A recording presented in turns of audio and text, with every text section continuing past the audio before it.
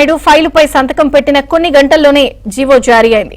ఈ మేరకు ఉత్తర్వులు ఇచ్చారు ప్రభుత్వ ప్రధాన కార్యదర్శి Neerabh Kumar Prasad.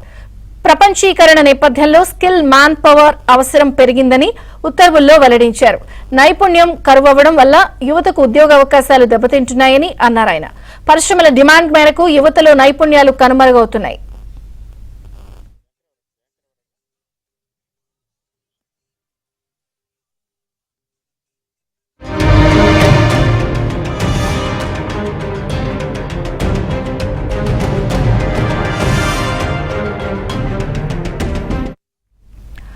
Artificial intelligence, AR, VR, big data, block chain technology, IoT, robotics వంటి నైపుణ్యాలు యువతకు అందించాలని ఉత్తర్వుల్లో పేర్కొన్నారు. ఏపీలో ఏటా 4,40,000 మంది విద్యార్థులు టెక్నికల్ విద్యా సంస్థల నుంచి బయటకు వస్తున్నారు. వీరందరిలో ఉన్న నైపుణ్యాన్ని లెక్కించేందుకు ఏపీ ప్రభుత్వం స్కిల్ సెన్సస్ చేయాలని నిర్ణయం తీసుకుంది. తద్వారా యువతలో ఎలాంటి స్కిల్ ఉంది గుర్తించడం, ఎవరికి ఎలాంటి స్కిల్ అవసరం అనే దాన్ని అంచనా వేయడం, తద్వారా ఇండస్ట్రీ డిమాండ్ ఎలా ఉందో చూసి చర్యలు చేపట్టడం ఈ కార్యక్రమం ముఖ్య ఉద్దేశం. అన్ని విభాగాల అధిపతులు స్కిల్ సెన్సస్ కు పూర్తి స్థాయిలో సహకరించాలని ప్రభుత్వం ఆదేశాలు జారీ చేసింది.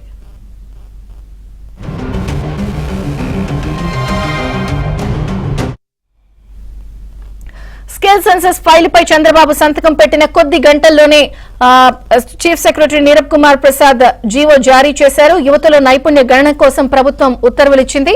మరిన్ని వివరాలు మా ప్రతినిధి సత్యాన్ని అడిగి తెలుసుకుందాం. సత్య, ముఖ్యమంత్రిగా బాధ్యతలు స్వీకరించాక నారా చంద్రబాబు నాయుడు తన మార్కు పాలన అయితే ప్రారంభించారని చెప్పుకోవచ్చు. ముఖ్యంగా సచివాలయంలో నిన్న 5 సంతకాలు, కీలక సంతకాలు చేశారు. ఇందులో ఒకటి మొట్టమొదటిది డిఎస్సి నోటిఫికేషన్కి సంబంధించి, ఆ నోటిఫికేషన్ సంబంధించిన ఉత్తర్వులు కూడా వెంటనే వెలువరించారు. తర్వాత పెన్షన్లకు సంబంధించి పెన్షన్ పెంపుతూ ఎన్హాన్స్మెంట్ చేస్తూ కూడా ఒక ఉత్తర్వులు ఇచ్చారు. భారీ ఎత్తున కొన్ని విభాగాల్లో అయితే 100 నుంచి 200% 300% కూడా పెంచే పరిస్థితి అయితే ఉంది. ఆ నోటిఫికేషన్కి సంబంధించినటువంటి జీవో కూడా ఇప్పటికే విడుదల చేశారు. ఇప్పుడు తాజాగా స్కిల్ సెన్సస్ ఏదైతే యువతలో ఉన్న నైపుణ్యాన్ని గణించేందుకు ప్రపంచంలో ఇప్పటి వరకు ఎవరికి ఇటువంటి ఆలోచన రాలేదు. చంద్రబాబు నాయుడు యువతలో ఉన్నటువంటి నైపుణ్యాన్ని గణించి తద్వారా ఏదైతే ఇండస్ట్రీకి ఏం అవసరమో ఆ నైపుణ్యాలు పెంపొందించేందుకు పూర్తి స్థాయిలో సన్నద్ధమయ్యే విధంగా కూడా స్కిల్ సెన్సస్ను చేయాలని నిర్ణయించారు. సాధారణంగా కులాల ప్రాతిపదికన, మతాల ప్రాతిపదికన జనాభా లెక్కలు చూసాం. నైపుణ్యాల ప్రాతిపదికన లెక్కింపు అనేది తొలిసారే అని చాలామంది చెబుతున్న పరిస్థితి అయితే ఉంది. అయితే ఈ స్కిల్ సెన్సస్లో భాగంగా ముఖ్యంగా రాష్ట్రంలో 18 ఏళ్ల నుంచి 29 ఏళ్ల మధ్య ఉన్నటువంటి యువతలో ఉన్నటువంటి నైపుణ్యం ఎలా ఉంది ఏంటి అనే దాని మీద సెన్సస్ చేయాలని భావిస్తున్నారు. దీనికి నోడల్ ఆఫీస్గా స్కిల్ డెవలప్మెంట్ కార్పొరేషన్ వ్యవహరిస్తుందని కూడా ఆ ఉత్తర్వుల్లో పేర్కొన్నారు.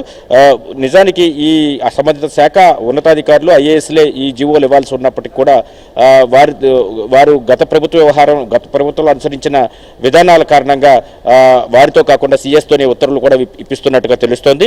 ముఖ్యంగా ప్రపంచీకరణ నేపథ్యంలో స్కిల్ పవర్ అనేది ఎంతో అవసరం. అదే సమయంలో నైపుణ్యం కరువైన యువతకు వారి యొక్క ఉద్యోగ అవకాశాలు దెబ్బతినకుండా వారికి ఇమీడియట్గా నైపుణ్యం కలిగించడం. ఇప్పటి వరకు రాష్ట్రంలో ఉన్న యువతలో 80% మందిలో ఉన్న స్కిల్ ఏంటనేది ప్రభుత్వం వద్ద లెక్కలు లేకపోవడం, పరిశ్రమల డిమాండ్ మేరకు యువతలో ఎటువంటి స్కిల్ పెంపొందించాలనే దాని మీద అంచనాకు రావడం, ముఖ్యంగా artificial intelligence, AR and VR, big data, block chain technology, IoT, internet of things, అదేవిధంగా రోబోటిక్స్ వంటి వాటిలో ఇండస్ట్రీ ఏదైతే కోరుకుంటుందో దానికి తగినట్టుగా యువతను సిద్ధం చేయడం. ప్రతి ఏడు కూడా 4,40,000 మంది టెక్నికల్ విద్యా సంస్థల నుంచి రాష్ట్రంలో బయటకు వస్తున్నారు. వారికి ఉపాధి అవకాశాలు కల్పించాల్సిన బాధ్యత ఉంది. వాళ్లకు దానికి తగ్గట్టుగా అంటే ఇండస్ట్రీకి తగ్గట్టుగా వాళ్లకు అవసరమైనటువంటి నైపుణ్యాన్ని పెంపొందించే ఏం చర్యలు తీసుకోవాలని దాని మీద కూడా దీంట్లో డిస్కస్ చేయడం జరిగింది.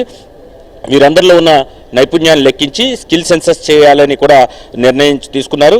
ఈ స్కిల్ ఎవరిలో ఎలాంటి స్కిల్ ఉందో గుర్తించి ఇండస్ట్రీ డిమాండ్కు తగ్గట్టుగా వారిని సిద్ధం చేయడం, అదేవిధంగా పారిశ్రామిక రంగానికి అదేవిధంగా ప్రభుత్వానికి ఇటు ఎవరైతే ఉన్నారో యువత వారికి మధ్య బ్రిడ్జ్గా ఈ స్కిల్ సెన్సస్ అనేది ఉపయోగపడుతుందని కూడా భావిస్తున్న పరిస్థితి అయితే ఉంది. దీనికి అన్ని విభాగాధిపతులు కూడా పూర్తి స్థాయిలో ఈ సెన్సస్కు సహకరించాలని కూడా చెప్పిన పరిస్థితి అయితే ఉంది. విజయ్ చంద్రిక.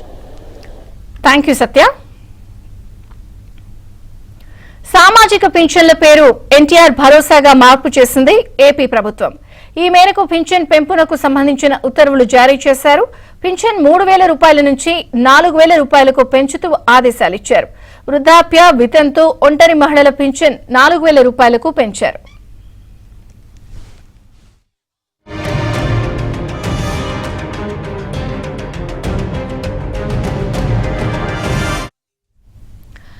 ట్రాన్స్జెండర్లు, గీత కార్మికులు, మత్స్యకార వర్గాలకు పింఛన్ 4,000 రూపాయలకు, దివ్యాంగులకు పింఛన్ 3,000 రూపాయల నుంచి 6,000 రూపాయలకు పెంచారు.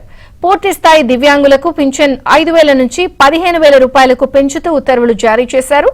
అలాగే తీవ్ర అనారోగ్యంతో బాధపడే వారికి 5,000 నుంచి 10,000కు పింఛను పెంచుతూ ప్రభుత్వ ప్రధాన కార్యదర్శి నీరబ్ కుమార్ ప్రసాద్ ఉత్తర్వులిచ్చారు.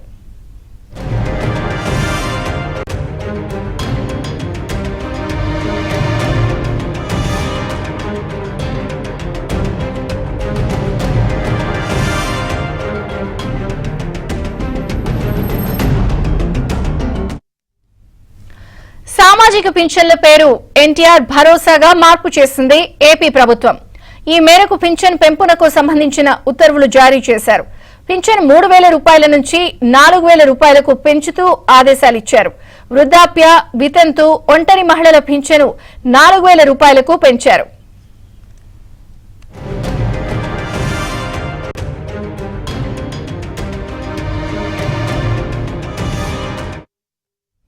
ట్రాన్స్జెండర్లు, గీత కార్మికులు, మత్స్యకార వర్గాలకు పింఛన్ 4,000 రూపాయలకు, దివ్యాంగులకు పింఛన్ 3,000 రూపాయల నుంచి 6,000 రూపాయలకు పెంచారు. పూర్తి స్థాయి దివ్యాంగులకు పింఛన్ 5,000 నుంచి 15,000 రూపాయలకు పెంచుతూ ఉత్తర్వులు జారీ చేశారు. అలాగే తీవ్ర అనారోగ్యంతో బాధపడే వారికి 5,000 నుంచి 10,000కు పింఛను పెంచుతూ ప్రభుత్వ ప్రధాన కార్యదర్శి నీరబ్ కుమార్ ప్రసాద్ ఉత్తర్వులిచ్చారు.